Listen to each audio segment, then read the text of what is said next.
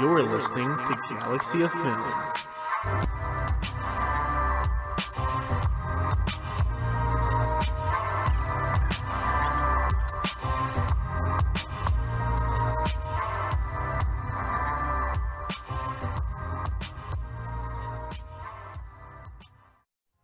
All right, and welcome back to the brand new episode of Galaxy of Film. I'm, of course, your host, Max, and this week, stepping in the co-host role for, I think, the first time on the main show, we have none other than Tyler Jansen coming through. How are you doing, brother?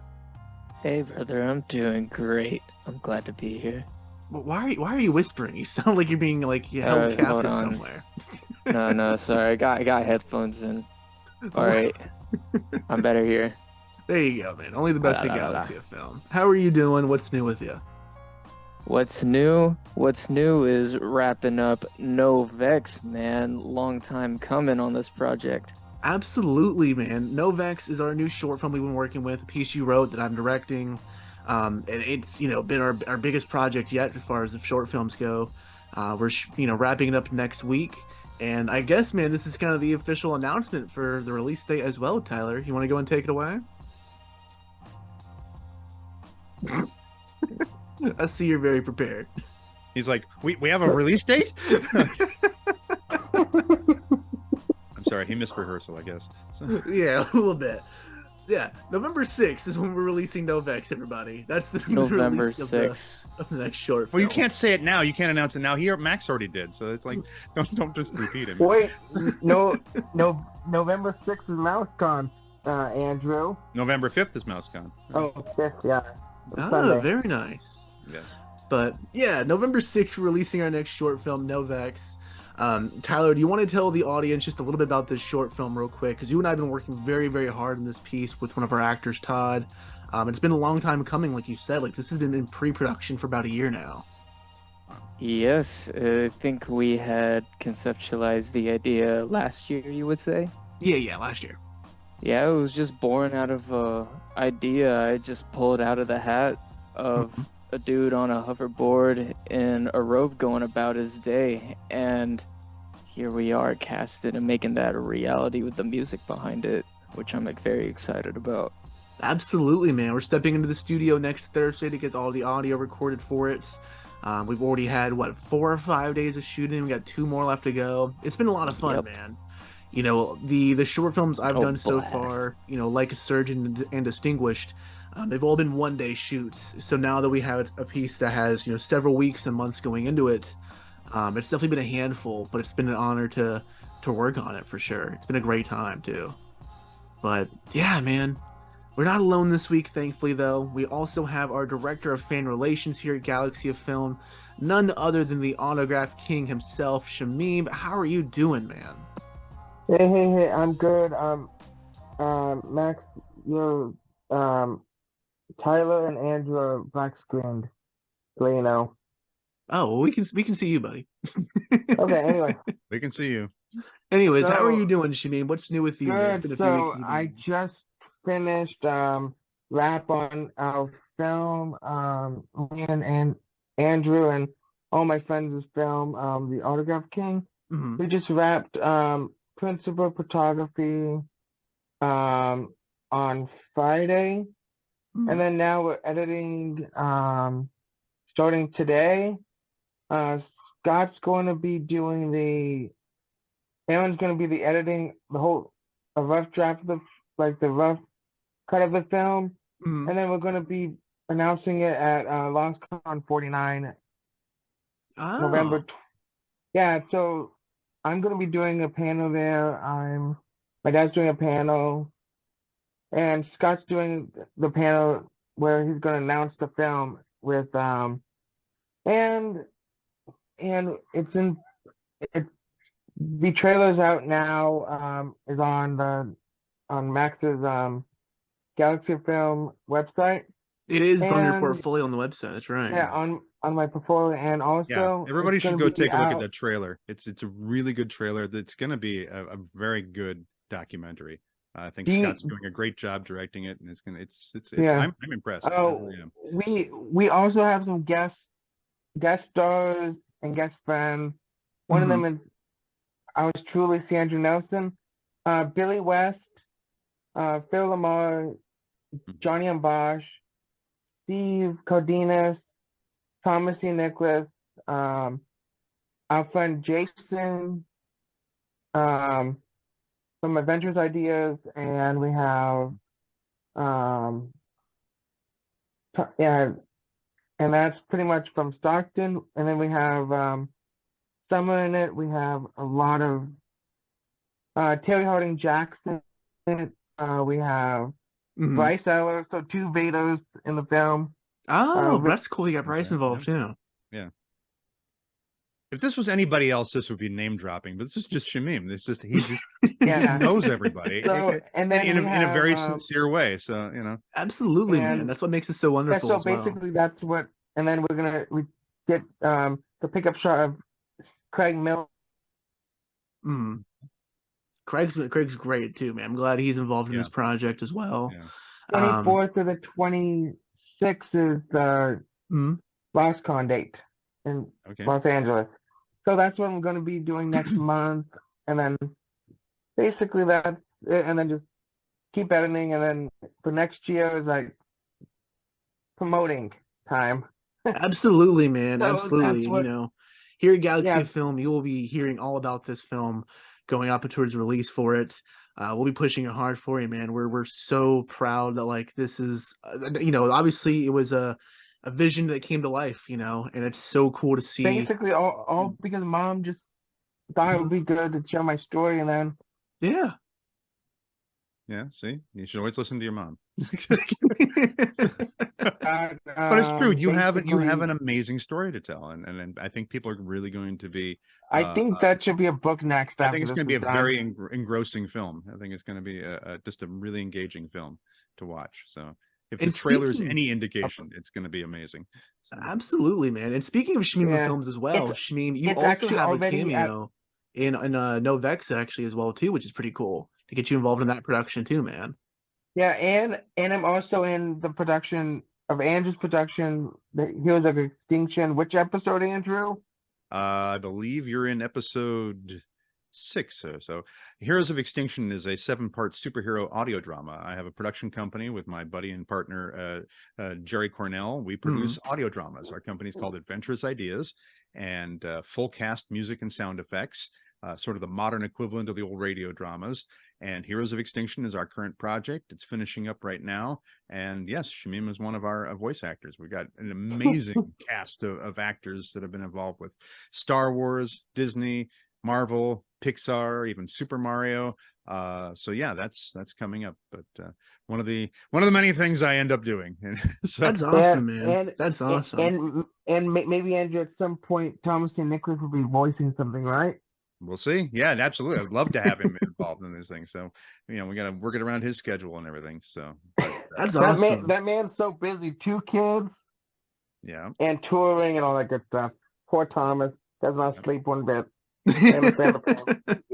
And that's also real quick for our listeners, just give everyone caught up as well. Our other guest star for this, our very special guest star, we have none other than Andrew Nelson joining us for the show this Yep. week to talk some Jurassic Park. Right. Welcome to the show, Andrew. First of all, Thank how are you. you doing? Yeah, fine. I'm C. Andrew Nelson. I'm an actor, visual effects artist, animator, voiceover performer, and Hmm. genuine Dark Lord of the Sith. I Yeah. actually spent 12 years playing the character of Darth Vader for Lucasfilm and the Lucas companies, for film and television and games and Mhm. commercials and print and everywhere the character was needed. It ended up being 70 times over 12 years. Oh, I only know that wow. because my wife made me keep count after a while. So, so I'm told I've spent more time in the official Vader costume than any other actor. I'm not going to argue with Lucasfilm about that. If they say so, it might possibly be true. That's But like I impressive. said, I'm also a visual effects artist and animator. I worked for LucasArts first, the game company, helping design and create lots of Star Wars games and other games as well. Did that for about 6 years, then transferred over to Industrial Light and Magic, worked on the visual effects for the Star Wars prequels and movies like Galaxy Quest, and Jurassic Park 3 is one of the ones that I worked on as well, which is why I'm here today talking with you. Absolutely. Lots of other movies too, Perfect Storm and Nightmare Before Christmas and a lot of other things. And then I'm also a voice actor. I do voices for games and animation. In fact, I even voiced the character of Luke Skywalker for some of the LucasArts games when Mark Hamill wasn't available. So I am apparently the first actor to officially portray both Darth Vader and Luke Skywalker. That's incredible. I am my own father, my own son, or however that goes. That's truly incredible, man. It's great to have you, on the show. Thank you. Finally, this has been a long time coming as I well. know we've been working on this, but we're finally doing it. Yeah, man, it's awesome, especially for a bit of a follow-up episode. Tyler, you and I did an episode on the LFG series last year discussing the Jurassic World trilogy, and here we are now coming full circle talking about the Park films. Finally, Yeah. So I know you adored the Jurassic Park movies, especially. And funny enough, just like with Jurassic World last year, these are all first time watches for me, actually. Huh. So I love how we went backwards. Because you're like a that. youngin', that's why. yeah. But I agree, Tyler. I love that we went backwards as well too, man. It's weird as hell, but it works out. That's Yeah, good. it's a different experience. Great that you can enjoy it that way too. Absolutely. And so link down below for our episode for discussing the Jurassic World films if you want to hear Tyler and I's thoughts on those. But also real quick, just one other announcement as far as Galaxy of Film goes, guys. This week, Awards Bait Episode 2, our new podcast series, is out now, hosted by Jake, of course.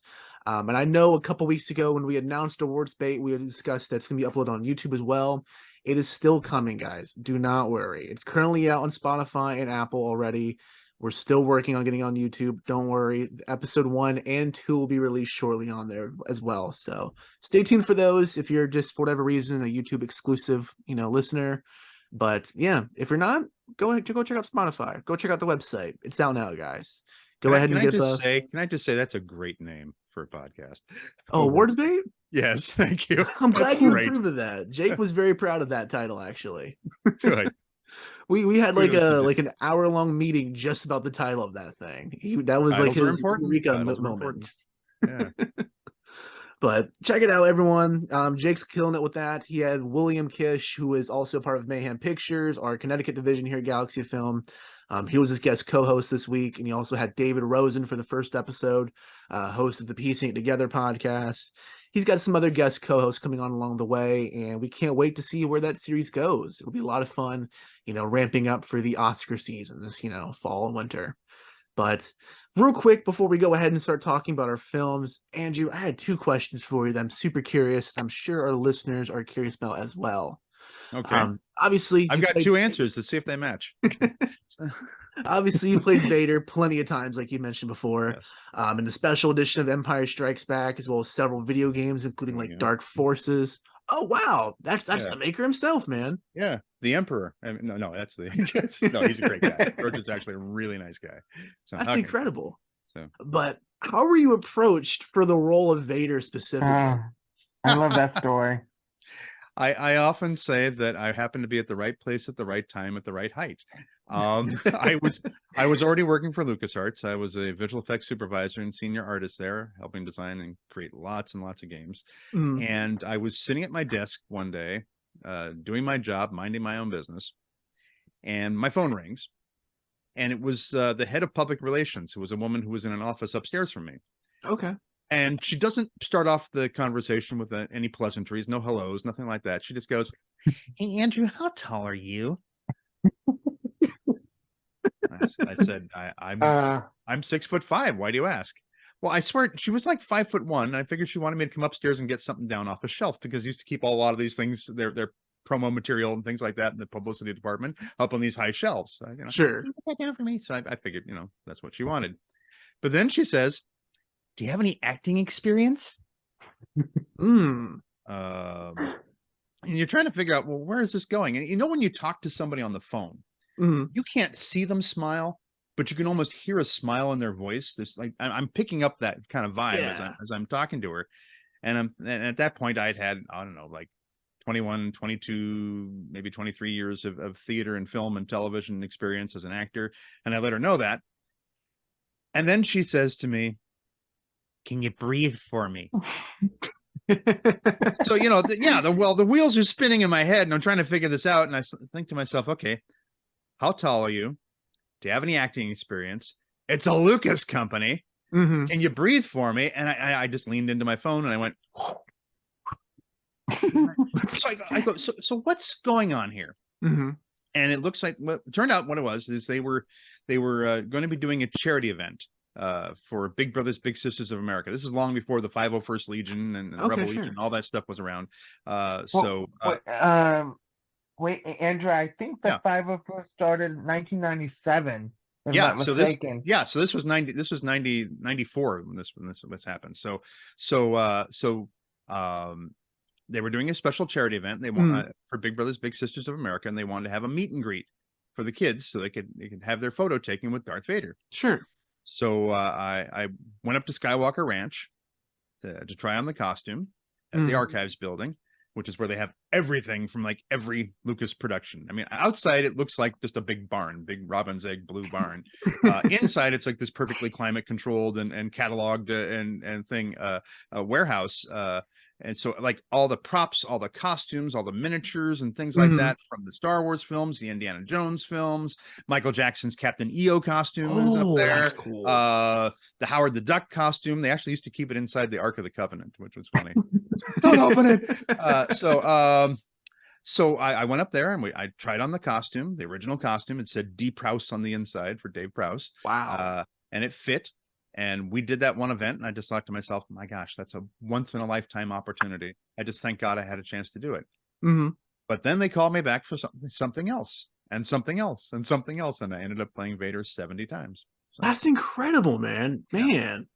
I love that. And Howard the Duck in the Ark of the Covenant. I hope there's a picture out there somewhere of that.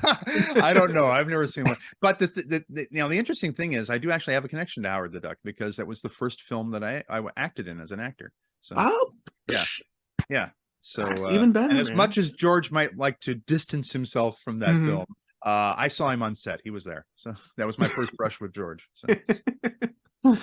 That's absolutely wonderful. Yeah. And also you've done a lot of visual effects work too, obviously too. Yes. With ILM, some stuff with the prequels as well too. And some other credits include like Rocky Balboa, Rise of the Silver Surfer, and the Time Machine remake. What was the most unique project to work on in your career when it comes to visual effects? Wow. Each project is a different set of things. I mean, nothing's ever the same. Sure. I mean, it's not like okay, well, even between the Star Wars films, it was something different, something new, always new innovations. Each project is a different thing. Some of them are a lot of fun. Some of them are very tedious work.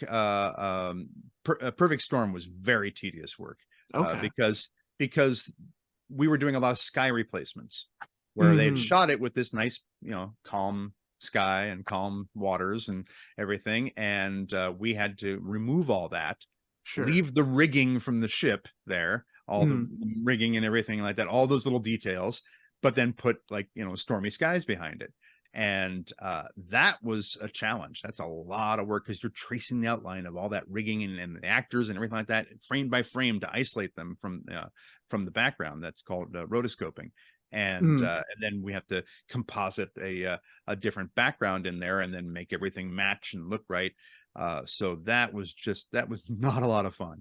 I mean, it looks great looks great on camera. It looks great on the screen, that is. And the interesting thing was that Warner Brothers, which produced and released the film, they actually wanted to kind of downplay how much effects were in it. So I think, if I remember correctly, only like the visual effects supervisors and the really top people working on that got credit. Otherwise, it just said visual effects by Industrial Light and Magic, and that's it. Wow. They didn't want people to know exactly how much was visual effects. I mean, pretty much almost every shot of the water and the sky and everything like that was all visual effects. It just So that was tedious, but some of the stuff was fun. Galaxy Quest was a blast to work on, and actually, the nice thing about Galaxy Quest was we had a really great crew, and then that crew, because what would happen is you'd all finish at the same time, because if the film's done, you got to move over, so that you all become available at the same time. So most of us just moved over from that over to Jurassic Park 3.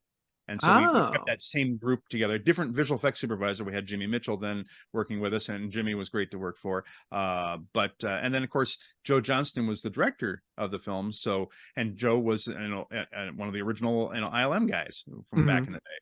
So that was cool. So that was actually a really fun project to work on. A lot of work though, but a lot of fun. That's incredible. And the interesting thing about visual effects is you can work for 6 months to a year or more on a project without even knowing whether the film is any good. until it comes out in theaters. Because when you're working on it, you see everything out of sequence, you Yeah. see it without sound, and you see your portion of the movie, and that's it.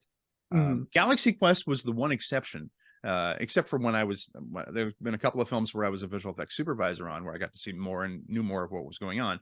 But for Galaxy Quest, the studio actually sent us a rough cut of the movie, which just never, ever happens. Mhm. So we all crammed into one of the screening rooms at ILM, and we sat down to watch it, and we were like, oh my gosh, this movie's great. We just got really excited about that. So That's yeah, awesome. so we had a nice tight-knit group from Galaxy Quest over to JP3, and it was a lot of fun. That's incredible, man. You have such a wide variety of a career too Yeah. for some of these films. You know, like I say, like Rocky Balboa is such an interesting one. I don't know. Yeah. Like Yeah, what there did that are one have? effects in a Rocky movie, and it's not to make Stallone look beefier than he is. He really is that beefy. It was actually a Mhm. lot of what I call invisible effects. In fact, Okay. I do a lot of that throughout my career, so that if I do my job right, nobody knows I did anything at all, and Mhm. if I do my job wrong, everybody's going to notice it. Sure. So it's like things where you're doing set extensions, you're doing matte paintings in the background. You're for Rocky Balboa, it was something where we had to replace all the crowd in the stands at Madison Square Garden for the the boxing thing, Yeah, yeah. because they originally shot it. I guess they were going to try to save money. They originally shot it with a whole bunch of dummies in the seats, Ugh. all the way back up through the bleachers and everything, Mhm. all these dummies. But whoever lit those shots, they lit it so brightly that you could clearly see they were dummies sitting there. Some of them aren't even Wow. pointed in the right direction. They're looking this way, they're looking that Mhm. way. They got a hat down on their face and everything, and they're not moving. So if like maybe 6, 7 people back are real people, and everybody behind them is all dummies. So we had to go in, and this is like 11th hour kind of effects too. We had to go in Mhm. and remove all those dummies and put in, and isolate the foreground so that they could put in, more people, real people. So That's incredible, they did man. not save any money on that one. So That's incredible.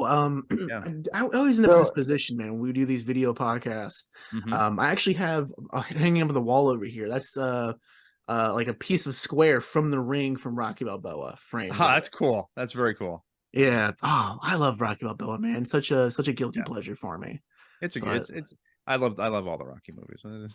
so good. So good. so so Max, Andrew's wife actually did some scenes in Phantom Menace actually. Yeah, Oh. she helped us out as a visual effects photographer. For Phantom Menace, George was very insistent. He wanted big, beautiful, puffy white clouds at all times on the planet of Okay. Naboo. Yeah. And so we thought, okay, we've got, I was working doing matte paintings on Mm. the ground battle. Spent most of my time doing work on the ground battle, and then some stuff with the lightsaber battle with Qui-Gon Jinn and Obi-Wan and Darth Maul, and then some of the space battle, and then also the final ceremony at the end. But for the ground battle, George wanted, or just all the scenes on Naboo, George wanted beautiful puffy white clouds, and we thought, okay, we've got a stock photo library of photos. We got lots of cloud photos. We'll be fine. Sure. And we burned through that so fast. I can't begin to tell you. We thought we were set, and it's like, no, we're running out of clouds, and it's like we're trying to repurpose the same clouds, and it's starting to Mm. look like it's the same clouds. So here we are, 4 hours into the battle, and here's the same cloud hanging over the battlefield. I guess there's no wind on Naboo. Yeah. So I was talking to my wife, Veronica Loud, who is a brilliant photographer, and this is an absolute rock star move on her point. Here, so she's driving down the street in San Here it Francisco. is, What? Oh yeah, there it is. Max. Here it is. Oh, That's shooting one of was the on shots there. hand. Yeah, There you go. yeah. When he's got her autograph too. He's got everybody's autograph. That's the autograph Do king, you have man. your own autograph? Yep. Oh, and here's That'd be the sad if he never Skywalker signed anything scene. for himself. But anyway, but And yeah. then here's So Andrew's oh other yeah, scene. oh yes. But so to finish up that story was that my wife's driving down the street in San Francisco. It had Mm. rained the night before. She sees these perfect clouds in the sky while driving. This is absolute rock star. While driving, leans over, grabs her camera, leans out the car window, snaps these amazing photographs. Lucasfilm paid her for them, and that's how we finished the ground battle. So we could not have done it without her. So That's incredible, man. I love you guys have it like in the family too. That's like yeah. beautiful to hear, actually. And she's a wonderful photographer and actress and model and singer. And I'm married way above my pay grade. So I feel you on that, man. My girlfriend's a writer as well, actually. So I definitely understand the feeling. Here's the latest what Andrew signed for me recently, actually. This is a gold $100 bill that was from 2009. Yep. That's the latest autograph I have from Andrew. Next Very to be nice, is the man. Turbo Man. Yeah. Oh, Turbo Man. You ready for that one, Andrew? I don't know why you want me to sign a Turbo Man, but it's okay. Anyway, When I met up with Shamim last year, because actually, everybody else you can, signed it. for our Yes. listeners, if you guys want some more context, link down below to it. Shamim and I met up at the Boonta Eve event over at Celebration last year. Craig Miller was there, I believe. Yeah, Craig was there. Mhm. Eric Walker Yeah, was Craig there. With and- Oh, everyone else. Eric's a buddy of mine. Yes. Yeah, Actually, and- Eric is also in Heroes of Extinction. So. Yeah. Oh wow! But look Yes. at that nice cross up. He's also been in Galaxy of Film, man. It's all coming together. That's incredible. Yeah, and Um, also there's Bryce We're all one Allen, with the Richard Force. Silverowski. Yeah, Bryce was there. Kevin M. Thompson was there. Oh, Kevin's a buddy. Yeah, Kevin was Yes. there. I forgot about that, man. Actually, Yes. but in that the video guy for from the Dominic was in it. And Bryce Allen was in it. yeah, man. And for our listeners, if you go ahead and look in the description, are the videos there for the Boonta Eve stuff. But when I met Shamim, it was the funniest thing. You had your Revenge of the Sith poster with you, and you had me sign on across Hayden Christensen's cheek for Galaxy of Film, and I love it, man. It was like the most proud moment of me ever signing an autograph right there. Absolutely adore that moment. One day, Hayden's going to sign a picture of you. Yeah, we'll have to If make it Shamim work. has his way, he will. So. Oh, Yeah, one day, Hayden. one day, man. One day. Well, guys, we're gonna go ahead and take a quick break. When One we day come for Hayden. back from our break, we're gonna go ahead and start discussing Jurassic Park. But Yes. go ahead, guys, and go over our stream of the week as well, brought to you by Brandon this week. So we'll be right back. Oh, hi, Mark.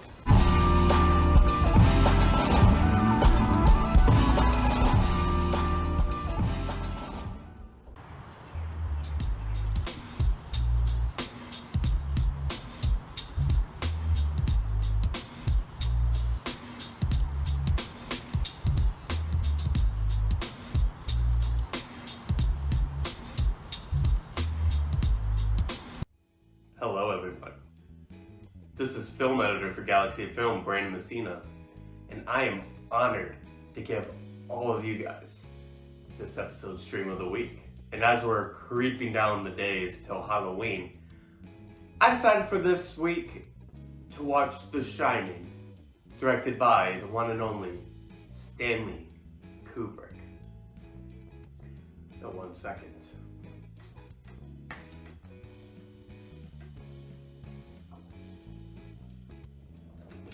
So, I'm going to be honest with you guys. I have not seen The Shining up until this point. This is my first time watching the movie. And the best thing about that experience was I got to go see it in a movie theater. So that only enhanced my movie experience going into the stream. Had a slow start in the beginning, and by the end of the movie you could feel its run length. The story was just so interesting as the movie was going along that by the end of it I didn't really care about that. Now, this movie's biggest strength comes with the acting performances, of course. I mean, you got such phenomenal and iconic acting in this movie, especially from the two leads, Jack Nicholson and Shelley Duvall.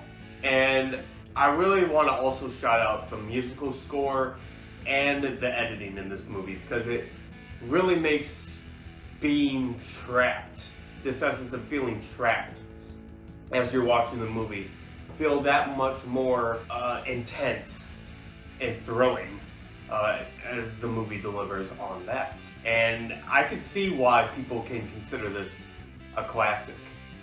And I am definitely looking forward to studying this movie much more down the line and watching it more so in the month of October, of course.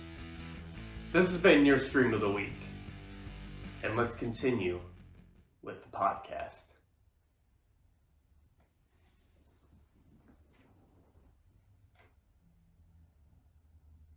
All right, everybody, and we're back from our break. Let's go ahead and talk about Jurassic Park. This is, like I said, a first-time watch for me. I got to catch the 30th anniversary screening for this in theaters, and I saw it in 3D, which was a lot of fun, actually. So, a really cool way to be introduced to the original film. But we start off with billionaire John Hammond is trying to operate a dinosaur theme park. His scientists brought dinos back from extinction by finding a mosquito preserved in amber. And they were able to use the DNA from the blood that was kind of sucked by the mosquito and also mix it with frog DNA to recreate dinosaurs and bring them back to life. All hell breaks loose while giving a tour of the park to our heroes, our classic trio we have in this film as well. There's this, the fat guy from the Nobody Cares meme. He's kind of a sellout. Wayne Knight, come on. From Seinfeld, it's Newman. I know, man, I know, but it's funny this way. He's a sellout, and he's trying to sell DNA to the competitors. And doing this, he kind of shuts down the entire park in the midst of this tour being given to our heroes. Malcolm and Grant have to face off against a T-Rex in this incredible, face-off scene. Sattler kind of does her own thing, trying to do her own research back and forth with some dinosaurs. Hammond's grandkids are also kind of thrown into the mix too, and they kind of get lost in the island. And Grant has to kind of go and save them and help them get back home to everyone escape Jurassic Park. They end up facing against two raptors, which is really cool and intense in this kind of kitchen environment, actually within the park itself. And there's a dog because it's a Spielberg movie. So. Yeah.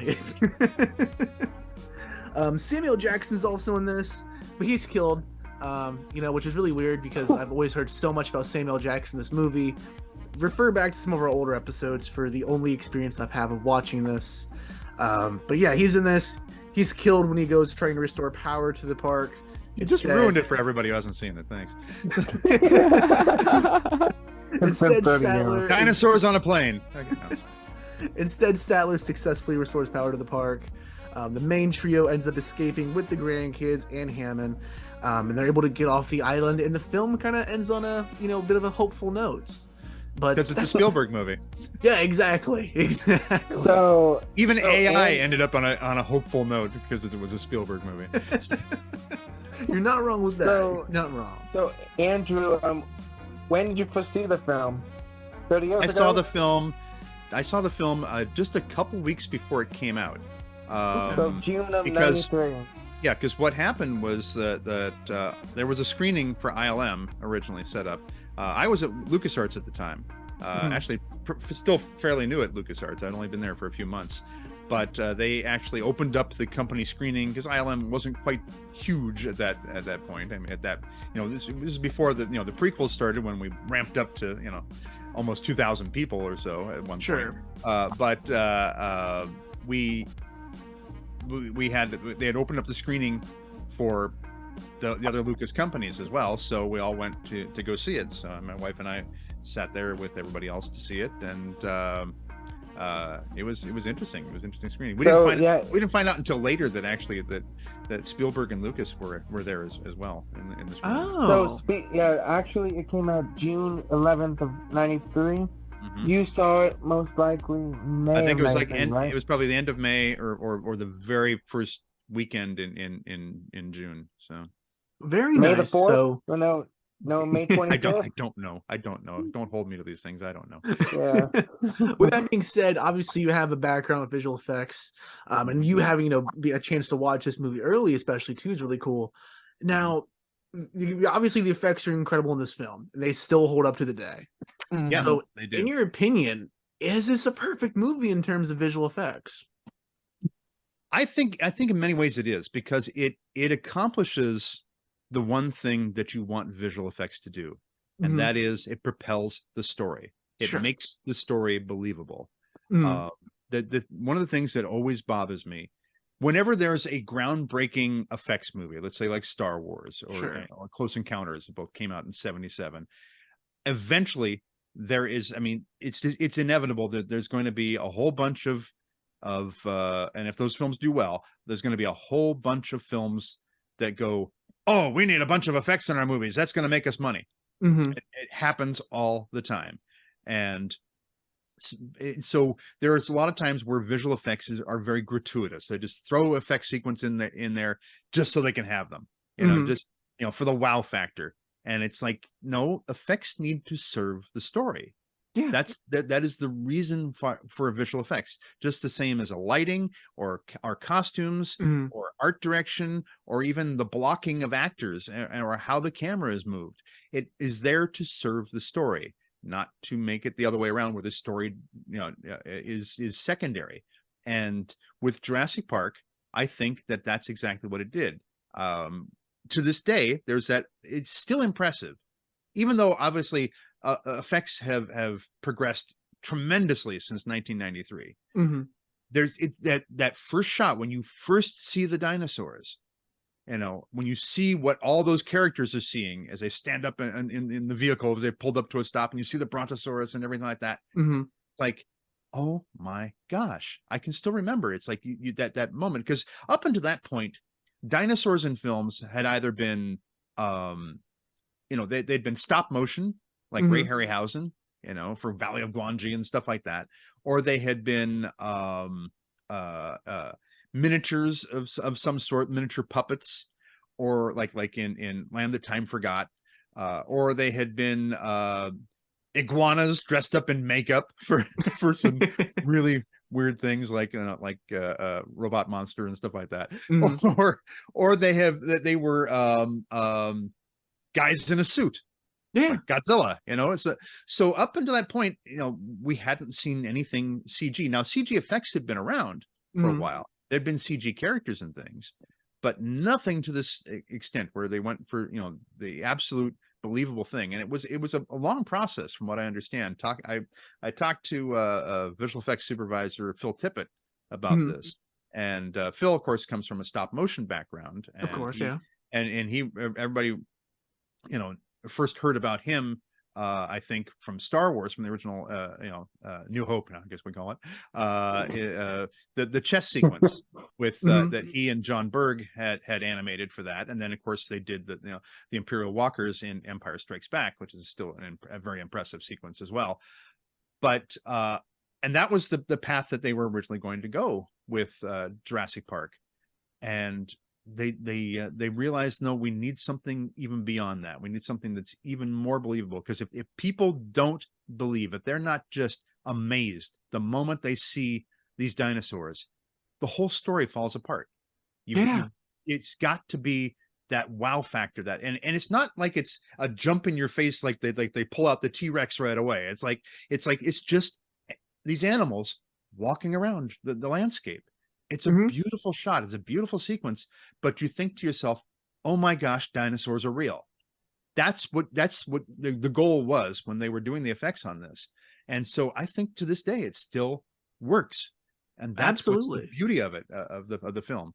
Now, I had other issues with the film, and there are parts that I didn't care that much for. I just like, again, kind of the super happy ending moments, and it's like, okay, there's the dog and everything like that, all the little feel good stuff. And there were some of the interactions with some of the characters I thought were a little contrived, but overall, it's a great film and it still holds up well. And I'll see just about anything with Jeff Goldblum in it. So Yeah. Don't blame me at all of that one, man. yes. Tyler, I know you adore Jurassic Park. You've been no stranger to that on the podcast. So I'm really curious to hear some of your thoughts on this first film for Jurassic Park. Absolutely, dude. It's nostalgic to me at this point because my dad was so in love with it. He'd play it for me all the time as a kid, and that got me at a really early age, like, dinosaur, cool. And I agree with you with all the special effects, because I think I was even telling you the Jurassic World podcast, like the effects from the first movie still hold up, like Absolutely. just as good. Obviously, the new ones are better, but just how good it is. Mhm. And also, speaking of Jurassic World, did you recognize that the guy who was buying secrets off of the IT guy that got eaten?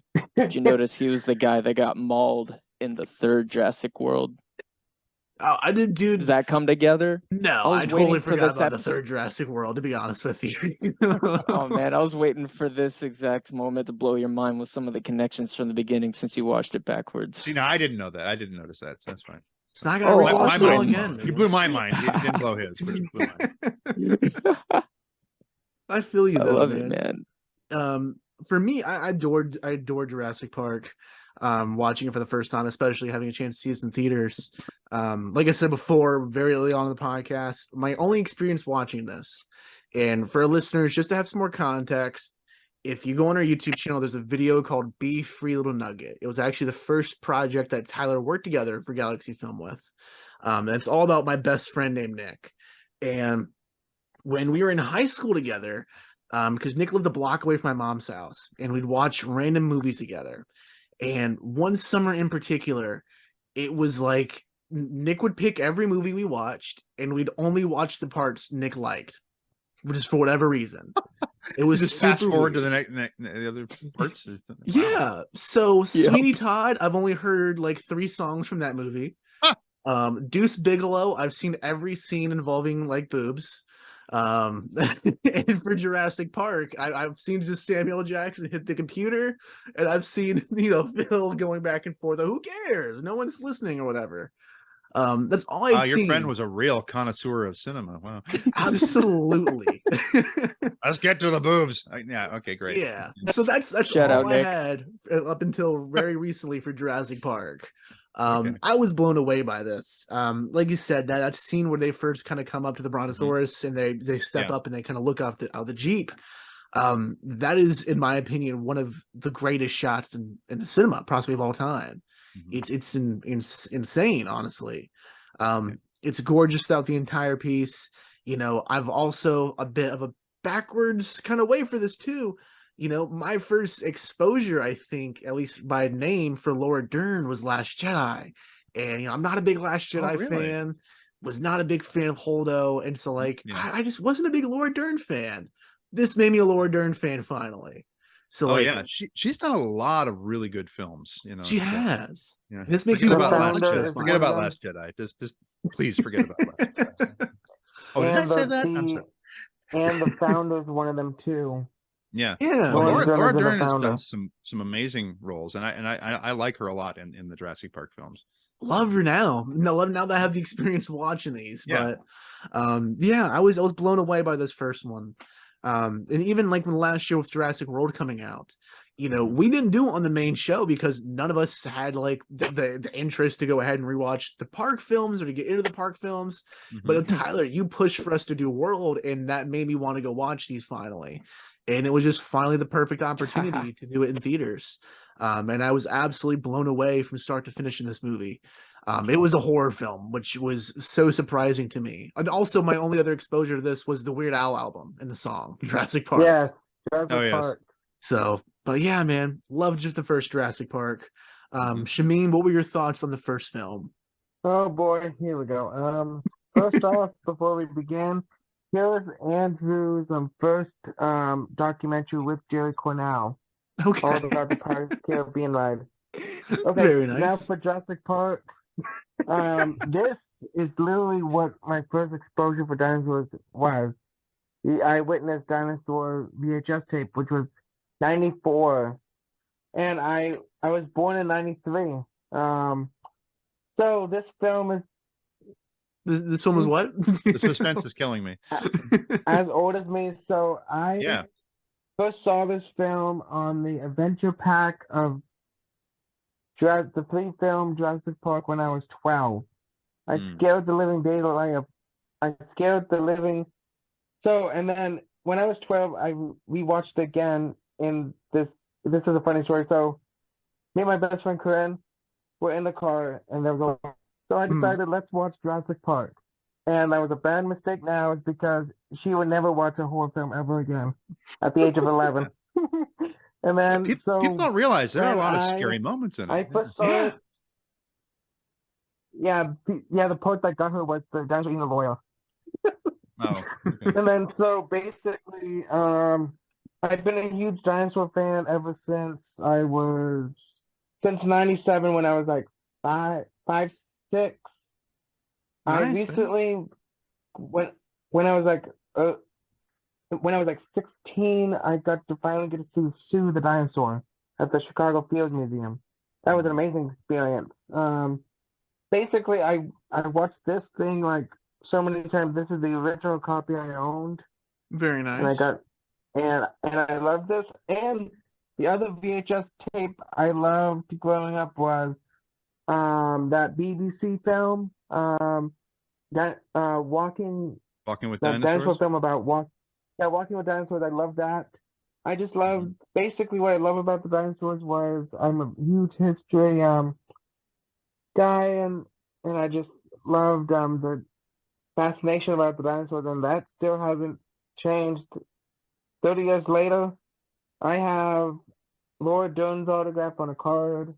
I have like the collector's edition on VHS. I have the Laserdisc, and I have the one seal copy of the VHS, the promo poster for the now available on Lasers and VHS. I've got both VHS, one sealed, one open, and one Laserdisc. The scenes I like about the first one, actually, the best scene I like out of the whole entire film is the ending when the T-Rex and the Raptors fight, and then Yeah, it's a good scene. it smashes the T-Rex smashes the Raptors into the skeleton of the dinosaur. That is, Mhm. and it roars at the end. Amazing. Yeah. And I used to play growing up in the Lost World was Jurassic um Warpath for PS1. Hmm. Where you got to Oh, I forgot about Oh that that yeah, was yeah, yeah. don't tell me Andrew, did you work on this game? No. You, one. was Nope. this game this game was not even in your when you worked wait, is it even Lucas? No, No, it's not a is Lucas. it? It's not a LucasArts game. No. No. Okay, thank so basically this game, have you played any of the games for Jurassic Park that you remember? Nope. The, Nope. the I've I seen. got Sega the I've seen one? them. Sega. No. Watched some I played the playthroughs, but haven't. Sega. Yeah. No. You played the Sega game, Tyler? Yeah, I I've have the played Sega game. Oh, very I nice. played the old school arcade game of Jurassic Park where it was you sit in this little you drive around and shooting the dinosaurs. That Yeah. game was fun. It's funny you mention Then, that, man. Actually, my yeah. girlfriend and I played that like at an arcade last week, actually, for prep up for this Yeah. episode.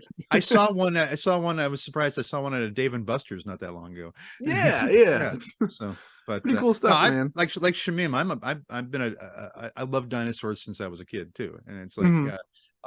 when I So was a which kid. Hmm? yours was Ray's films, right? When growing up, or was that which was this the exposure for you? Or What, for dinosaurs? No, I mean, yeah, this no, for me, or my exposure to dinosaurs as a kid, when I was like 6 years old, I went to Disneyland for the first time. Mhm. And if you ride the Disneyland Railroad all the way around the park, when you go from Tomorrowland to back to Main Street, you have the big beautiful dioramas. You've got the Grand Canyon diorama followed by oh, Primeval I World. remember that. Yes, yes, Yeah. yes. Yep. And the Primeval World, actually, all of that was originally from the New York World's Fair from 1964-65. It was part of Oh, a pavilion there. And it was actually a much larger pavilion with all sorts of other things too. But all that stuff found a home at Disneyland, all the dinosaurs and everything. And I I thought that remember was that. just amazing as a child. And so I grew up just fascinated by dinosaurs, watched a lot of, like I said, I watched a lot of Ray Harryhausen movies. Ray was my idol. Ray was, he's the guy that got me interested in being an animator and being a Mhm. visual effects artist. So watching things like, I mean, obviously things like Seventh Voyage of Sinbad and Jason and the Argonauts, but I also loved things like 1 Million Years BC sure. and Valley of Guanji and things like that, where he was animating the dinosaurs, and then even older stuff, going back to King Kong and the sequences from the original King Kong where he's What about fighting the one dinosaurs. where where the dinosaurs fight the skeletons. Which one's that one? I don't know about that Well, one. no, well, I think you're well, I mixing a saw. couple of two different Harryhausen films, because there's in Seven Voyages of Sinbad and Jason the Argonauts, you've got the skeletons that fight, and then in the other films you've got dinosaurs. I don't remember them fighting each other. So, but No, I mean, I think it was like a sequence of the skeletons and then dinosaurs. I think I was watching the making of the Jurassic Park with James Earl Jones. I think that's what it okay, was. all right, but I And think and, I think it's two different movies, but anyway. yeah. That was what inspired me to dinosaurs inspired me to watch those movies. Those movies and Ray Harryhausen inspired me to become a animator and visual effects artist. And then years later, I was able to help present Ray with an honorary doctorate. So Oh, that's So that awesome. means so how many times have you met Ray? I met Ray. I think it was a total of 3 times. And any autographs from that experience? Yes, I do have autographs from that. I'm sorry, they're tucked away somewhere here, but I do have Ray's One's, autograph. Yes. I bet one's in his book. The other ones are a photo, right? No, it's all one is in an actual autograph book, and then the other one is a photograph. Yeah. But Very nice, man. yeah, but Speaking yeah, of, so that was what I loved about the original Jurassic Park. It's like it took it one step further and made these dinosaurs that were, characters into believable living creatures, absolutely, man. And speaking of other movies as well, too, because we talked about a couple other things just now, too. Jurassic Park 2, known as The Lost World Jurassic Park. This sequel actually stars Jeff Goldblum, and like you said earlier, Andrew, you could watch Jeff Goldblum do anything all day. So this was, for me, the perfect kind of sequel lined up for this one, especially after watching this thing in 3D. A bit of a recap for this film. A little girl is attacked by a baby dinosaur on a new island. Dr. Malcolm's called But in wait, there's more. Yeah, exactly. Now we got an all Blockbuster new island. too. Dr. Malcolm's called in Max, by and the there's owner of Blockbuster Jurassic as Park. well. They covered up the park situation and kind of ruined Malcolm's name and career. On this new island, the dinosaurs are roaming around free. There's no fences. And Hammond wants to save the creatures by properly documenting them before the public forms their own opinion on them. Investors Does that mean I can go to Trader Joe's and get free range dinosaur eggs? Is that what absolutely. Okay. Investors want to build a new park on this new island. They send a team to the island to capture dinosaurs for the said park. We get a double T-Rex attack because you know what? There's no 2 in the title for this one, so we might as well have 2 T-Rexes to make up for it. Hunters and researchers have to team up together to get off the island. They end up, the lead safari dude ends up going after the T-Rex in this kind of, ultimate hunt, which is really neat. And they end up bringing one of the T-Rexes back to the States. And during this sequence, the T-Rex is set loose in San Diego and wreaks absolute havoc all across the city before the film ends. This sequel is incredibly wild, but it stars Jeff Goldblum right at the forefront. And Andrew, I'm super curious, how does, with Goldblum, in the spotlight with this one, how does it compare to the first one for you? Does this one work better than having the trio? This is where I'm going to really disappoint you. Okay. Because it's one of the Jeff Goldblum films I've never seen. What? And I'll tell you why. Okay. When I was still at LucasArts at that time, but I had a bunch of friends at ILM that were actually working on Lost World. And I actually bought a T-shirt because they would have crew gear.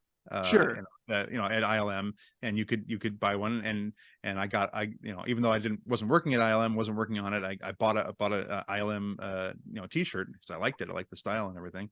But I talked to my buddies that were there at ILM that were working on it, and I was all excited. It's like, hey, wow, so you're working on Lost World? Yeah, how is it? And they go, I go, what? It's like, no. Don't see it. It's like, what? Don't see it. When it comes out, don't see it. It's like, really? Yeah. So I never saw it. Wow. And I guess that there's been a lot of mixed reviews about the film over the years. Some people really like it, and some people really don't like it. I haven't found anybody who was just like, oh yeah, it was okay. It was like, it's people either just really don't like it or really like it. So I've never seen it. I want to rectify that. I do want to see it at some point because, like I said, I like Jeff Goldblum. Do I'll I watch have him. to, I'll watch man? him reading the phone book. I'll watch him. But So I Tyler, here's something that you like. This is an original. I've seen effects sequences from it, which I thought were fantastic. Awesome. But I have not seen the whole film. So Wow. For me, I'm always a big fan of superior sequels, as like I like to call Mhm. them, whenever a sequel can Yes. top the original. This is not the case. However, however, it's a solid sequel in my opinion. Mhm. It attempts to be a superior sequel with certain aspects, but I have the two T-Rexes. I'm a really big fan of having this random safari guy go on a hunt for the T-Rex for being his ultimate kill. Yeah. I like that, like Craven the Hunter, where there's always one, ultimate kill ahead of you, that one goal. I like that trope being played into this world of Jurassic Park. It's really interesting to see that Malcolm's career in name is ruined. So like Mhm. he's really forced into this. His daughter is trapped in the, or his daughter's also trapped in the island because she sneaks on board with him. His like ex fiance, baby mama, whatever you want to call her, is on the island too that he has to go save. The stakes are real in this one, man, and it's just Yeah. a fun sequel, especially seeing like the T-Rex kind of destroy San Diego, which is really fun. Um, Tyler, what are some of your thoughts on The Lost World? Man, so let me tell you, I don't know if it was on purpose of my parents keeping this from me, but this was the last Jurassic Park that I had seen. I had seen the first one over and over, the third, second, but the second one, I had not seen it until very late after multiple watches of the first and the third. So I went into it like, yeah, yeah, yeah. Sure. And as far as the criticism it gotten, Mhm. I had heard through somewhere that the popularity of the first movie pressured the author of the book series to write a second book, even if it should not have been continued. So there was this sentiment of it being a rush job. I think that might have played into it, but Okay. as far as if you're really into the chaos of these movies, you don't beat a T-Rex wrecking up San Diego. Like that was probably the peak of all of these, instead of being on an island just terrorizing the few people Yeah. on there, an entire city. Yeah. Yeah, man. That And was the heights of it. it harkens back to the original Lost World film, the silent film from the 1920s. I think it was 1925. Willis O'Brien did the effects for it, the same guy that did King Kong later on. Oh, But and you can find that it's in the public domain, if I remember correctly. Yeah, it is. Would be by if it's 1925. So you can find it online. You can it's a wonderful old silent film. A little clunky by today's standards, but sure. it follows some of that same storyline. So there was a mix of that with this too. So, and I think you're right. I don't think Michael Crichton really. I don't think his heart was in writing a sequel to this, because it's like, Yeah. and also, I think he, I just don't think he expected it to be that huge. I mean, because I don't remember him writing sequels to a lot of his books. I think most of them were just one-off stories, but. Interesting, man. Interesting. Maybe your parents had talked to all my buddies at ILM and they said, no, don't say it. Don't show that to your Who kid. knows? That's funny. And Shamim, what are some of your thoughts on The Lost World? Well, here's my copy of The Lost World. It's actually Autographed by a T-Rex. The same one from the film. Oh, very nice, man. That's pretty cool. Oh, done by wow. Crichton. Is there anybody you haven't met? My gosh. He's got Steven Spielberg just off camera right now. So. Yeah, just Steve, what are your thoughts on this one real quick, buddy? If he finds out one he doesn't, it'll be there next week. Nah, for real. I don't have Spielberg. I don't have. That's the one I don't have yet for autographs. So for the second film, I love the game of the. I think is it Lost Warpath or is it Jurassic Park Warpath? Which one? Don't remember. Don't ask me the title of it. Okay, so it's Warp. Oh yeah, I'm happy if I can remember all the games I actually worked on. So. One of the games you worked on was Monkey Island. Yes. Yeah, I worked on Curse of Monkey Island and a bunch of others, but And Straying off topic here. What? yeah. So, Anyway, but anyway, you like the Lost World game. Yeah, I like the game where I fought dinosaurs fighting each other. I played that a lot in '97. Also, my copy was a Blockbuster copy, which I decided to keep. I'm buying the keep. And the scene I like the most. All right, it's not like it was due back, and you just went, "Nah, I'm not taking it back." Like... No, the thing. Okay, the whole movie I enjoyed, my favorite scene is the Blockbuster scene where the T-Rex. What I like about that is the fake movies that are in there. I love stuff like that. Those little Easter eggs. Arnold Schwarzenegger as Hamlet. Yeah, I think that's in it. I like the one where be or not to be. And then I like the other. What else movies were in that, Andrew? Now, wait, you haven't seen the film, or don't ask me. I haven't seen the movie, so it's like okay, Max. So what else is in that Blockbuster? Wait. Oh, don't ask me either, man. I'm not paying attention to every VHS copy. I'm looking at the dinosaur crush and everything. Now, if it was a John Landis film instead of a Steven Spielberg movie, there would have been a poster or a video cassette for "See You Next Wednesday." So, right. No, I mean the thing is, was it a real Blockbuster? I can't even tell. Is it a real Blockbuster, or I don't know. I can ask Spielberg real quick. I mean, by the looks of it, it looks like I did talk to Sandy about this recently. She said it was a set. Ah, okay. I love how into the details you are, bro. Blockbuster. And she said, yeah, because I met Sandy and I had my birthday was there actually, and like 20.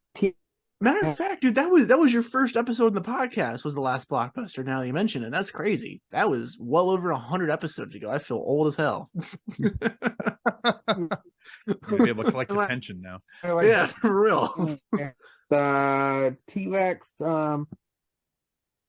It's a great frozen image of him, though. So anyway, Somebody grab that. I know, please. That's the thumbnail right there. That's the thumbnail. Yeah, absolutely. Anyway, so Max, where was I, Max? Do you remember? Yeah, do you like the Lost World? We're doing a podcast today about the Jurassic Park films. I mean, you want to chime in? Go ahead. Man, anyway, this is how you know we're buddies, because I'm razzing him. So yeah, me and Andrew go since 2009. He knows my humor by now. 30 years later, you know mine. Yes. Yeah, the fish lover and Dark Side of the Sith. Well, I'm just good friends with the fish. Okay. Oh yeah. So speaking of the fish, they got some good attitudes sometimes. Yeah, my fish have a tendency to interrupt me. While I have a YouTube channel, it's called Aquatasy, which is all about tropical fish, because that is the hobby that keeps me from going bonkers. Because it's a crazy industry, you know, when you're working in film and television and games and everything like that. Whether you're working in front of the camera or behind a microphone or in post production doing effects and everything, it's a crazy industry. And at any given moment, it feels like there's a multi-million-dollar production sitting on your shoulders, waiting for you to get your part of it done. That's how it feels.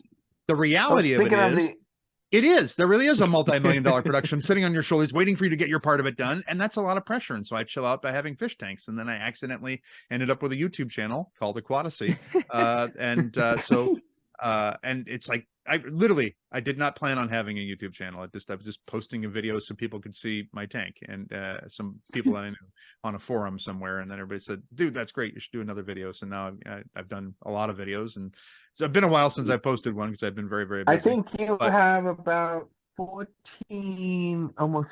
I have 15,350 something subscribers and 1.5 million views, and for a fish tank channel, but it's Darth Vader's fish tank channel. So there you go. But yeah, but as he was alluding to, I have very sassy back talking fish that interrupt me while I'm making my videos. So.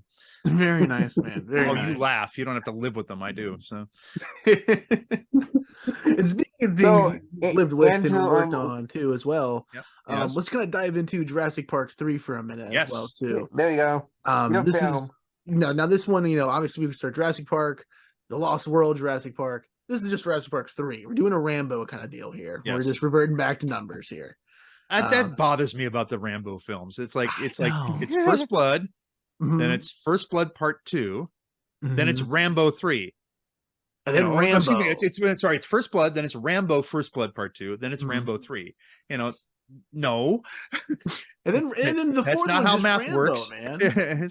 It should have been Rambo 2 First Mhm. Blood Part 3, but then it sounds like the final score of a game. And the final score, Rambo 2 First Blood Part 3. So But yeah, Jurassic I'm Park sorry. 3, Go a little bit of a recap for it.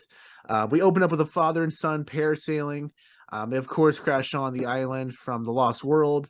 William H. Macy is in this, Frank from Shameless, if you guys ever watched that show. Incredible performance from him. But he hires Grant from the first film to kind of be his guide on this island. Willie has other motives, Some dinosaurs attack them. And during this, we kind of realize that this is William's kid, actually, that's lost on this island. And it's a husband and wife trying to find their son that's kind of lost here. Grant finds the kid, reunites him with his family. We get this really cool pterodactyl face-off on this super, super shady bridge over a river. We end up losing one of our heroes during this point, too. The gang then finds a phone within some dino shit, quite literally. Grant calls Laura Dern to the rescue because for some reason she's just chilling off the island. She's just the phone call away in the story. And somehow the dude who was picked apart by the pterodactyl survived. He comes back randomly. And then the gang kind of, just kind of makes it all back home safely, more or less, in the end of this film. And that's Jurassic Park 3. And the pterodactyls fly off into the sunset. They do. Yes. And Dangerous what's super foreshadowing. interesting about this sequel is obviously the events of the Lost World are canon in this. They did happen. They do reference a little bit loosely in this film too. But from a creative standpoint, this is also a direct sequel to the first one. Lost World is your Malcolm film, and this is your Grant film. It's like a pick who your hero is, who you want to go with for your next story. So really interesting to kind of see that play into effect with this one. And Andrew, you worked on this film, so I'm really curious to hear some of your thoughts. A lot of work on this film. On this movie. Yeah, I actually even worked on that very first shot, the opening sequence there with the parasailing. Oh, okay. Yeah, but I did a lot of shots. I actually had forgotten how many effect shots I had worked on. I mean, not all by myself. We had a whole team of people, but I was watching it again not that long ago, and I just thought, oh yeah, I worked on that shot. Yeah, I worked on that shot. Oh, I worked on that. Oh my gosh, I worked on that one too. And it's like I just had forgotten how many of it, because it's like, a good portion of the movie are effect shots, whether you realize it or not. I mean, obviously anything with the dinosaurs in it are effect shots, but there's a lot of stuff that's just, there's set extensions, matte paintings, compositing, a lot of things going on. And but it was interesting because with Jurassic Park 3, it was groundbreaking within the industry. Maybe not so much for audiences, it didn't have the huge wow factor of the first film. Sure. But the third film was groundbreaking as far as a lot of the visual effects, because it was the first time that you'd really had for 3D models a sort of a musculature underneath the skin, that texture that was going on, so that when the dinosaurs, when you moved the figure and you animated the figure and you made their legs move and things like that, you would see the muscles rippling underneath the skin texture. And that was huge, that sort of thing. And just the whole bone structure and everything like that, that was a game changer. Really hadn't been done like that before. Now we take all this stuff for granted. But, sure, we do. But back then, that was a big consideration, and it was and it helped make the dinosaurs that much more believable. And it was also a much stronger I'll say marriage between the practical effects dinosaurs that were done by Stan Winston Studios and the CG dinosaurs that were done by ILM. And in fact, like for the first film, it was an either or. You had, in some of the, the close-up shots and things like that, they had the full-scale puppets made by Stan Winston Studios, the animatronics, but then, in other shots, in the long shots and things like that, you had the CG stuff. But in Jurassic Park 3, you've got them in the same shots together. You've got CG raptors, and you've got the animatronic raptors. You got a lot of things, and that was very, very different too. And again, it goes back to the idea of, effects propel the story. They aren't the heart of everything. It's not why you're doing it. It's like, this is, are the effects serving the story? And I think they do in that. And so we did actually have to replace some of the dinosaurs. The Spinosaurus, the big mechanical Spinosaurus that Stan Winston Studios did, never quite worked. So we ended up taking it out of a lot of shots. That was something I ended up having to do, was like paint out the dinosaur so that they put in the CG version of it. But did a lot of things, because it's like, you've got to get these dinosaurs into the shots. So for me, I was part of the compositing team. Sure. So I didn't create the dinosaurs, but I got them into the shots. Otherwise, Sam Neill looks like he's running away from nothing. Nothing's chasing me. So a lot of stuff like that. A lot of you're having to sandwich these dinosaurs in between other layers, in between real trees and things like that. And of course, nobody holds the camera still. You've got to, you've got to make sure that it's matching the movement, matching the lighting, everything like that. And so it was some difficult stuff, but it was a fun project to work on, a long project. We worked for a long time on that. Compared to what I did on Galaxy Quest just before that, I didn't spend a lot of time on Galaxy Quest, but I spent, months and months and months on Jurassic Park 3. But it was cool. Wow. Almost all the shots were something interesting, something challenging.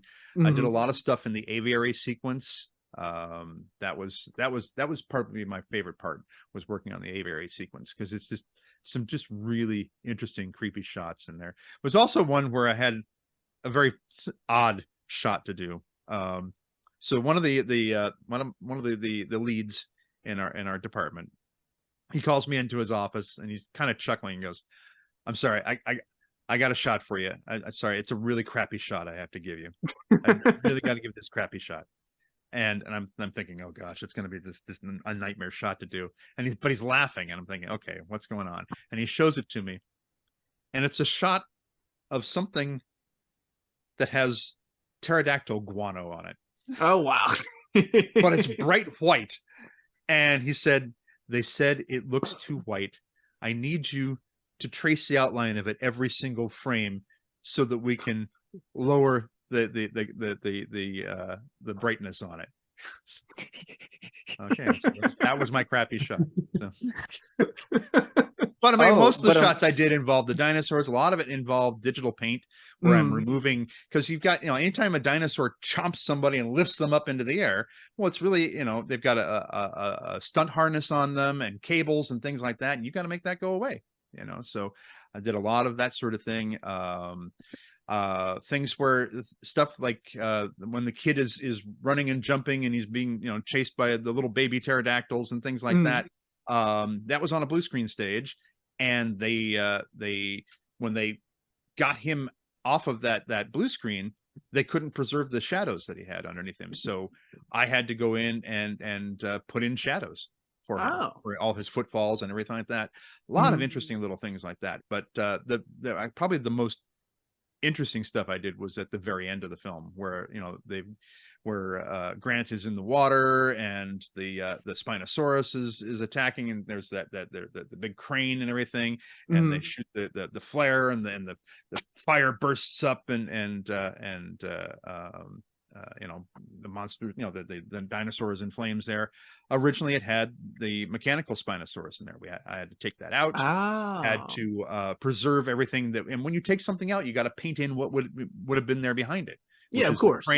The crane and the rigging, and it's changing lighting every single frame, because you've got like not like lightning flashes, but there's flashes of light and there's wind and storm and all that sort of stuff. And then there was too much smoke on set, and so we had to get rid of the smoke. Then we have to put in CG smoke to replace it, and it was some crazy stuff. But of course, when people watch the movie, your goal is to make sure they just get engrossed in the story, that they don't go and, oh, I wonder what they did here, and look at all that stuff like that. No, because then you've lost them if you do that. Yeah, absolutely. That's true. Yeah. But it was a fun film. It was the one thing that I observed on this film that it kind of struck me was I didn't realize how large Sam Neill's head is in proportion to his body and his neck. He's got a rather large head. And it's like, and you don't notice that until you're tracing the outline of it every single frame so that you can put something else behind there. You can put dinosaurs and things like that. And so it's like, wow, he's got a really big head. So I feel Sam. I feel him. I got a big head too. so when I'm labeling layers in my composite, in my project files, I labeled things like Sam Neill's really big head. So I knew what that layer was. So. That's awesome, man. But it was a really good project to work on, and I think it was something, like I said, you don't always know whether the films you're working on are good until they come out in theaters, because you're seeing it all, with no sound and out of sequence. But we really got the sense that it was going to be a fun film, and it's like, I really enjoy the film. It's actually my favorite of the original 3 Jurassic Park films, not just because I worked on it, but it's just a nice popcorn movie, I call it. It doesn't take itself too seriously. And I also think, because you were talking about the what makes a good sequel. Yeah. And I think one of the things that makes a good sequel is is a great sequel is a film that you don't have to see the other films that came before it. Exactly. And I actually think that you can watch Jurassic Park 3, never mind the 3 at the end, but you could watch that without seeing the other 2 and still enjoy it. I think there's enough of a story there that you can do that. Some films are not like that. I mean, I love the Equalizer movies because each one, they don't have to have a number on them. Each one is a standalone.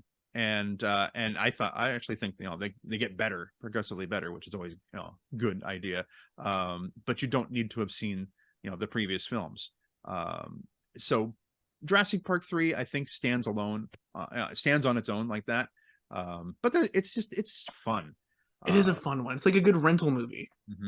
There were a couple of sequences, though, some effect shots where we were told that, okay, we need you to isolate all the characters in the foreground because we're going to be having CG dinosaurs running back and forth and everything like that. So we spent, oh my gosh, days, weeks isolating, the William H. Macy and Tia Leone and everybody like that in these, and Sam Neill, especially in that scene where they're giving back the egg, near the end of the film there. They're giving back the egg to the raptors. Because we were told, yeah, there's going to be raptors running around and everything like that. So we spent all this time, tracing them out and preserving them and everything like that, to only find out that there was like one comes up. It's like, I'll take the egg, thanks. Okay. And that's all I could have, spent all that time, but that's all right. I got paid. Nobody asked for the money back. And that happens. You sometimes, you get whole shots cut from films that you worked on, but that's okay. That's why they pay me the medium-sized dollars. So that's incredible to hear, man. I'm glad you have such a nice personal touch to this movie. And like you said, like, it's not only just because you worked on it, because it's just a good movie in general too. And also, I think because Joe Johnston directed it, and because he came from ILM and had worked on the original Star Wars and everything like that, and Joe's just got a really good sense of storytelling, of fun storytelling. I also love the Rocketeer, which is one of his films too, and also Captain America: First Avenger, which is just a really good, solid storytelling. And they're just, he puts a lot of heart into his films, and I think that Jurassic Park 3 has a lot of heart. And but again, it doesn't take itself too seriously. Absolutely, man. Absolutely. And Tyler, I'm curious to hear some of your thoughts on this one as well too, with you being the big dino fan on the podcast as well, man. I like dinosaurs. Yeah, between the first and the third, I couldn't tell you which is the favorite, just because the first one, how wowing the opening shot was, even though, especially hearing this now, the effects in the third are definitely superior. The second stays where it belongs, right there. We know that. But I also remember when my daughter was born and we spent those 2 days in the hospital, I was binging this series, and this was like the last movie I watched before going home half asleep after those 2 days. And it just stuck with me like that for some reason. I think I ended up finishing it. Mm. But man, what a storyline, that kid just surviving out there all alone. Yeah. Like, That must I have been like interesting to, because here you are, just got a new baby and everything, and now you're thinking about, here's a story about a kid that's lost and parents trying to find him. Yeah, so that's yeah. gotta make it personal to you too at that point. Absolutely. That's a good point, Andrew, actually. That's incredible. Yeah, Dang, I'm man. also one of those dudes that looks at all the little details in the movie like that would never happen. That's impossible. Nah. And I would almost call BS on that kid surviving out there for that long, but then after seeing his setup, like, okay, yeah, maybe there's hope realistically. That's smart. Yeah, yeah. Sure. I feel you on that, man. I feel you. And Shamim, what are some of your thoughts on Jurassic Park 3? Well, one, I've got the tape. Okay, got it on Um, deck. I've seen it. Oh, well, when did this come out exactly? Oh, This was what, man. 2003, I think? 2001, right, Andrew? 2001? I believe so. Yeah, because Okay. it had to Okay, it had to be about 2000 or 2001. Yeah. okay, so I seen this in about 2003 on this very tape.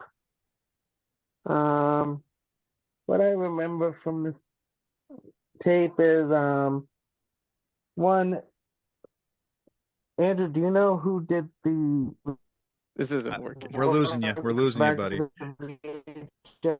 Sounds like Shamim's on Jurassic Park, man. Oh no, He's Yeah. really I getting missed lost it. in the island. You sound like you're drowning there. It's like you're underwater. Is I think he was asking if that's one of this the shots that I had worked on. Yep. Sorry. So is this one of the shots you worked on? Okay, there we go. Or, Nice you know, and clear. Okay. Yeah, the one up above, the one where the pterodactyl's coming in and about to grab him. Yeah, I worked on that. Yeah. Wow. Nice. So Yeah, they is- actually they put on like when they released the DVD. In fact, just when they re-released it recently, I guess with the other two films, a few years back, they put like 3 or 4 of my shots on there. I mean, again, it's not just me; it's the whole Sure. team, but 3 or 4 shots that I worked on. Yeah, Yeah, but they're your shots. You get the credit, man. You deserve it. You might as well. we all deserve it. The whole team does. Yeah. Shout out So- to them as well. Absolutely, man. So Shamim, Yeah, so- quickly, man, what are your thoughts on Jurassic Park 3? Do okay. you like So this the movie? film. Yeah, 2001 is when the film came out. Yeah. So I would have been working on it from like 2000 to 2001. Yeah. Okay. Okay. So my favorites. Again, I actually seen this when I was 9 in Texas Okay. Mhm. on this very VHS tape. At a 9-year-old, I remember seeing. I remember thinking this film was really good for the visual effects and how different the third was in the 3 trilogy, like Star Wars. Would you say this one is the return of the films, right, Andrew? Yeah, like Return of the Jedi. It's like the Return of the Jedi of the Jurassic Park films. Right, or is that? Yes, but I would not say that Lost World is the Empire Strikes Back of them. So That's for sure, man. And then so basically, I like the. not the Star Wars holiday special either, but it's not. It's yeah. So basically, I liked the seeing the pterodactyl and the I liked William H. Macy because he was in Everyone's Hero, who Mhm. played the Mhm. Charlie Root. That was so much fun. Everyone's Hero. So I seen that film when it came out in 2005. So seeing William H. Macy in this was pretty interesting to see. And then I do like I was kind of disappointed in the scene where in the first film we were hoping that Alan and Sadler would end up together, but no. Yeah. Mm. Now I find out that they're not together. Yes. And then how how the kid was watching Barney in the film. It was Yes. funny. Yeah, that Yeah. was a cool scene. That was a cool bit. Yeah. Can you pass the phone to mommy? Yeah. Where Grant was sinking in the water. Mm. Dinosaurs are attacking, and then you shoot to the scene where Barney was playing. Yeah. I gotta go watch a I dinosaur. think I did. I think I did an effect shot at part of the transition from at the beginning of that sequence when he's. Oh. Yeah. Anyway, that's weird. Okay. So Coming back to basically, me now. that scene was interesting, and then the kind of disappointing where the Spinosaurus defeats the T-Rex. That was really disappointing, actually. Yeah. Right, Taylor? Yeah, I mean, I suppose so. I don't know. I like Jurassic Park 3. I like all of them, you know? Yeah. They're like you said earlier, they're good popcorn movies. Yeah. You know, I think the first one is incredible. 2 and 3 are good popcorn rental movies for sure. You know, they're like guilty pleasures, man. Yeah. It's like you sit back and you go, hey, let's just watch something fun. Yeah, absolutely. Yeah. 100%. Yeah. And Actually, not so everything has to cool. be high cinema. It doesn't. Not everything has to be Citizen Kane. You know, it's like or some foreign film or something like that. I like a good, just fun film once in a while. Absolutely. And yeah. that's what these are. All the whole trilogy, you know. The whole trilogy. Now we can't say the same for the sequel trilogy, but cool stuff. I've only seen the first one. Yeah, I've only seen the first one of those. I've been I busy. actually seen the first one of Jurassic World. I would have to say I liked out of the I did like the first film. It was an interesting breath of new life for the franchise. It's like when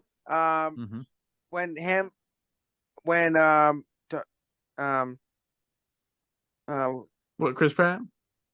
no, not Pratt. Malcolm said, if it's about making should we do we have to make a sequel and prequel of the? It's like all the films are like clones of the first film, if you think about it, right?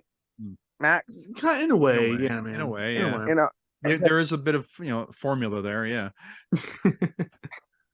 and we don't stop to think if we should, and we could. Yes, yeah, true. Absolutely. My big problem, if I can just throw this in there, my big problem, and it's just a pet peeve I have of modern cinema. Of modern cinema. No, I love Chris Pratt. Love Chris Pratt. I think he's fantastic. I really do. But no, my pet peeve about modern cinema is color grading. And it just, that's one of those films. It's not as bad as some of the Zack Snyder movies that are just ridiculously color graded. But where they make everything have this sort of teal and orange look to it, and it drives me bonkers. It just it's like where it's like trying to create atmosphere after the fact. Sure. And it's like, well, that's what the cinematographer's for. That's what the art director's for. That's what the director's vision is supposed to be. Don't try to do it in post and just color grade. I mean, no, color grading is still important. It's still very important because you want to make sure all the shots match, because it's not always going to do that. But when you go through and you try to change the whole look of a film that way, unless you shot in color and try and do black and white, which is a couple of projects I've worked on did that. But it just makes me crazy watching that sort of thing. It's just like my other big pet peeve in post-production, and I'm going to vent here for a moment, is when you have things that were not shot handheld, but they give it a handheld look in post-production. This is why I could never watch the Battlestar Galactica revived series, because I sit there and I can tell right away this was not shot with a handheld camera, but they're trying to make it look like it was. And I can count the keyframes. I can count the keyframes in the project file as they go from frame to frame to frame. It's like, okay, it's going to move the camera here. Now it's going to move it here. It's going to move it there, all in post-production. These post-camera moves makes me cringe. It distracts me and it pulls me out of the project. And color grading does that for me too. And that was my problem with watching Jurassic World. I just thought, okay, you've heavily colored these Mhm. things, and it's just that. It also, I think it made the CG look more CG too. No, So I agree on that. Actually, you're 100% right, and that is why we have a good colorist over at Galaxy of Film. Isaiah Terry, shout out to you, man. Shout out to him. He's also working on Novex, with us, Tyler. That's a cool project coming along too, obviously. But that's a good rant, man. I definitely Good, feel thank you you. on that 100%. All right, I'm off So, my soapbox now. so Max, do you want to see something Andrew worked on, which I'm sure you played at some point? Yeah, show it before we go ahead and wrap it up, Shamil. Oh yeah, Masters of Terrace. Oh Masters of yeah. Terrascasi, He worked on otherwise this known as game. Star Wars Tekken. I mean, I didn't say that.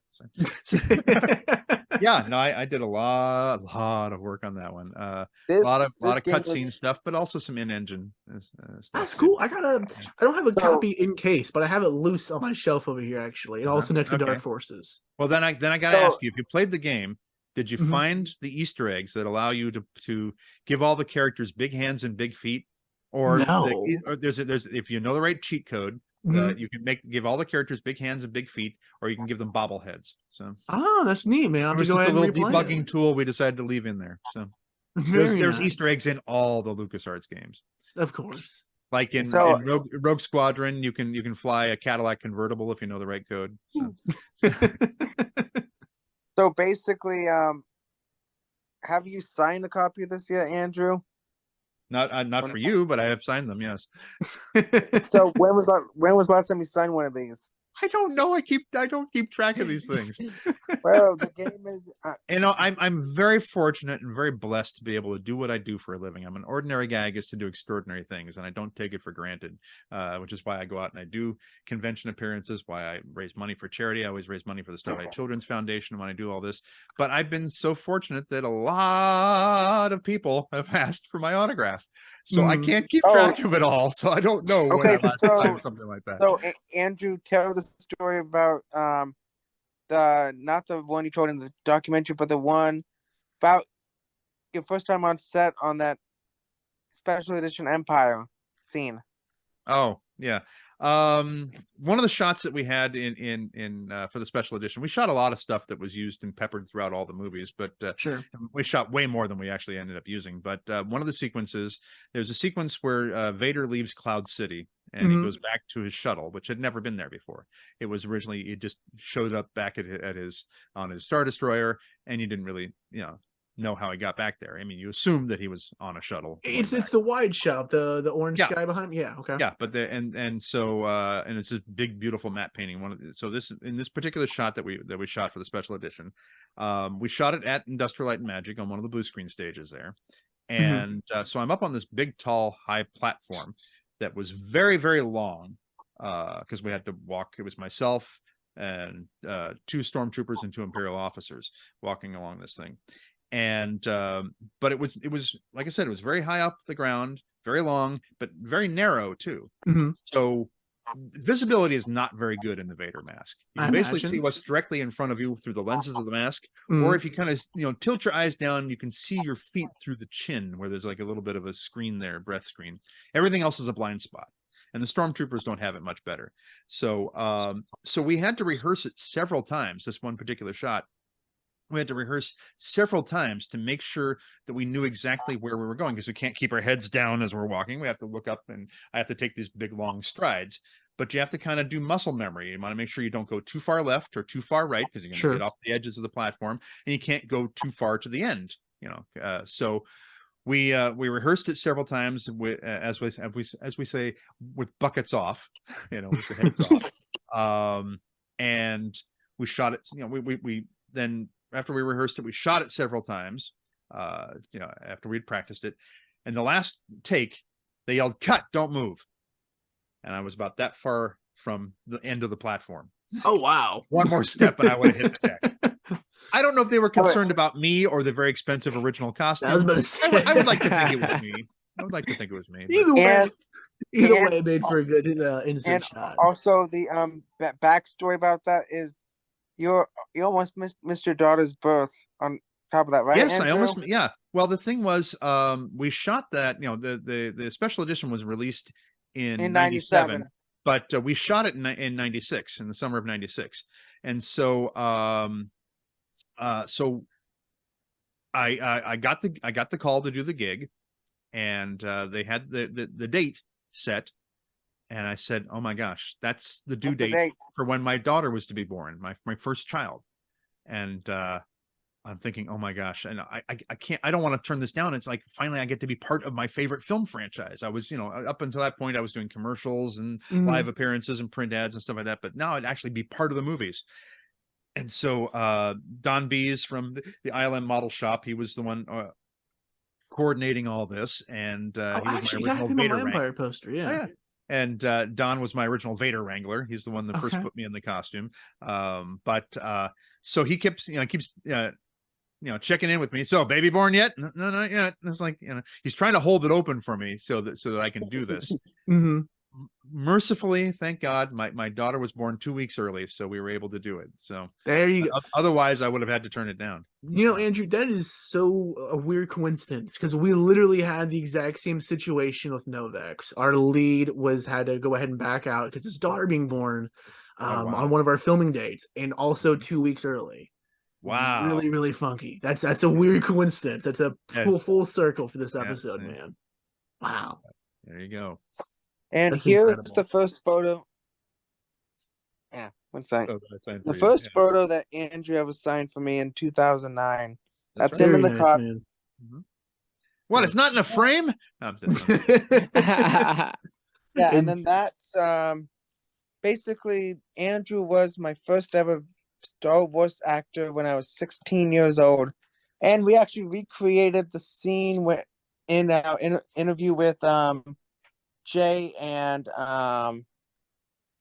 with my TV, and this time he goes around for my autograph, and yes, very that nice. was we that did was that at a convention recently. So yeah, and then so basically, yeah, and then Andrew basically watched me grow up. Now in my documentary, which I think that was planned since 2009. That's awesome, man. Yeah. That's awesome. But yeah, but thank you for having me on this. This is great. And like I said, I love the Jurassic Park films, and they're so important. And I don't think people quite understand, because if you go back now and you look at it and you think, okay, well, CG effects and everything, it's that's kind of run of the mill nowadays. And sure, but the fact is that was really groundbreaking at the time, and it still holds up well, and it's still being felt to this day through the industry as well. And that it's still the benchmark for visual effects and to a certain extent storytelling too. And I'm happy to have been able to be a part of that saga, and happy to be here and chat with you guys. This is great. Of course, man. It's been wonderful having you on here, man. It's been an absolute pleasure. Like I said, it's been a long time coming, not just for this episode particular with you, but for us to cover Jurassic in general, Tyler. Like I said, that was over a year ago now, man, for that episode. So, and if anybody wants to find out more about me, you can go to candrewnelson.com. That's my official website. And if you go to the events page, you can find out where I'm going to be at different conventions and things like that. So you can find me on social media. I'm C. Andrew Nelson on Facebook. I think I'm the only C. Andrew Nelson on Facebook. I'm C. Andrew Nelson on Instagram, and on YouTube, I'm Aquadacy. And then, of course, there's my company, Adventurous Ideas. And like I said, we produce audio dramas. You can go to adventurousideas.com, or you can go to youtube.com/@adventurousideas, the @ Adventurous Ideas. And you can actually listen to the whole first episode of Heroes of Extinction absolutely free there. We're finishing it up right now, and it'll be available later this year very, very soon, not too far away, through all the different channels, iTunes, Spotify, Audible, that sort of thing. So very nice, man. Well, it's been great having you on here, Andrew. It's been an absolute pleasure. Great hanging out with you guys. Oh man, it's been awesome. Tyler, thank you, Shamin, for connecting us all together. You're welcome, Andrew. Thank you, Shamin. This is always a pleasure having you involved with these episodes. Time for your Vader episode or Galaxy Quest in the next round. Yeah, we'll have to go ahead and get that ready, man. That'd be fun. We'll have to. Yes. Tyler, it is your destiny. Tyler, that's going to go ahead and wrap it up for this week, I think, man. We got Novex dropping November 6th. Got a lot in the works for it, man. Stay tuned and follow us all on social media at Galaxy of Film to see some behind the scenes stuff and work going on with that film. Shamim, obviously the documentary is coming out soon. The trailer Very link soon. down below for the Autograph King guys, but you can also see it on our website on Shamim's portfolio at galaxyoffilm.com. It's been great getting you on here again. I know a couple weeks ago you were on talking some Simpsons with us, which was a good time.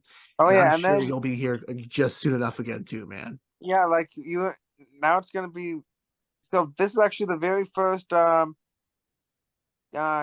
and crew of the Autograph Kings in a kind of mini interview with Andrew Nelson, if you think about it at this rate, because Yeah.